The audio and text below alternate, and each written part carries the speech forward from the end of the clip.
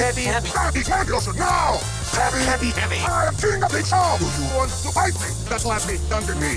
Heavy, heavy, heavy, sublime! Howdy, howdy, people of the internet. My name is Orchestrion. You can call me Orc for short, Orchestrion for long. Ever wonder what it'd be like to play as King Dedede in Team Fortress 2? Well, here's your chance. Today, we're going to be analyzing the character of King Dedede from the Kirby franchise, and we're going to viably build a loadout designed to emulate him in TF2.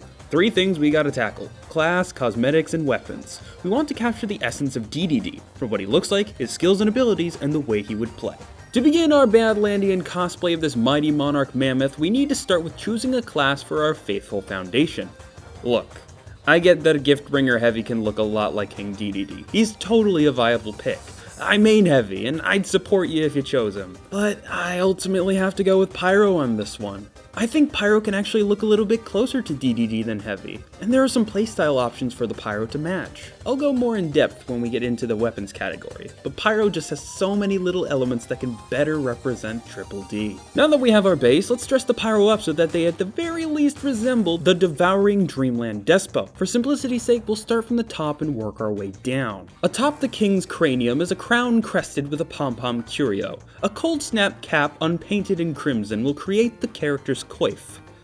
In simpler terms, our hat will be the cold snap cap because it looks like Dedede's crown hat thing. Moving on, King Dedede is a vague bird-like being that looks sorta like a blue penguin. Since he's not explicitly a penguin though and is only concretely a boss with a beak, means that this will open up the door for Mr. Quackers! Now it's important that we keep our cosplay on red to represent Dedede's classic clothes, but how are we gonna have blue feathers? Or blue flesh? Wait, is Dedede more like Falco or Skeletor? I'm getting off track. Painting Mr. Quackers a color similar to slate will introduce a bluish hue to a russet royal because good game design. For our shirt cosmetic, I caved and conceded that the Sub-Zero suit painted white is probably the best way to go. I wanted to do something different, like the Sengoku Scorcher or the North Polar Fleece, but the Sub-Zero suit admittedly has the fluffier fur lining and it gives a heftier silhouette to the incomprehensible Incinerator. Alright kid, you look the part. Now you gotta act the part, and for that we need to pick out our weapons. We have to find the weapon in each category that best represents King Dedede. Starting with our primary, this wasn't exactly a clear-cut decision, but I've settled on the Dragon's Fury,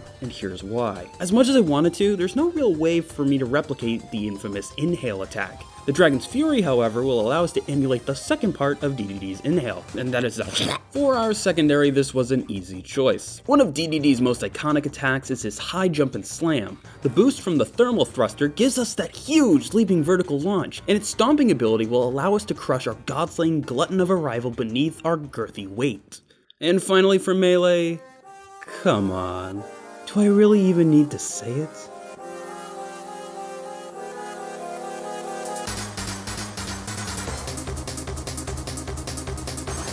It's got the shape, it's got the speed, it's got the power, Jack! Take up that sledgehammer and go out to clobber that there Kirby! And there we have it. That's how you build a Dedede loadout in TF2. Real quick, let's go over the pros and cons.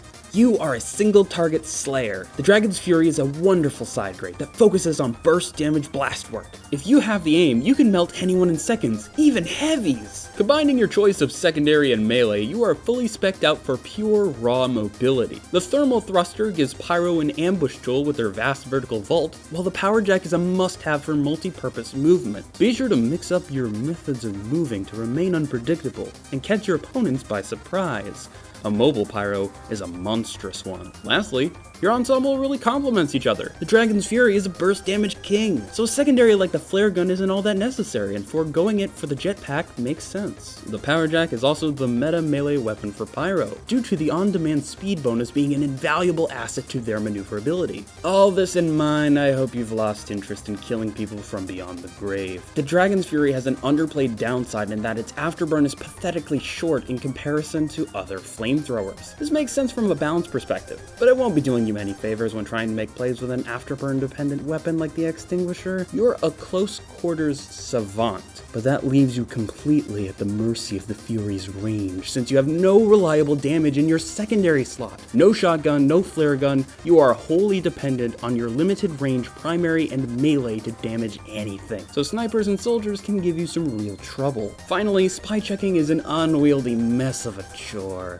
To combine the first and second cons, the single target fire and short afterburn makes you no better at spy checking than most of the other offense classes. Pyro as spy is hard counter, so do note that taking up Dedede's guys will mean that the enemy spy might have a little bit more leeway in their espionage misdeeds. I know I've been highlighting a lot of the Dragon's Fury in this section, which I must emphasize is a great side grade and a personal favorite of mine, but that's mostly because equipping the thermal thruster forces your primary to become your world, for better or worse.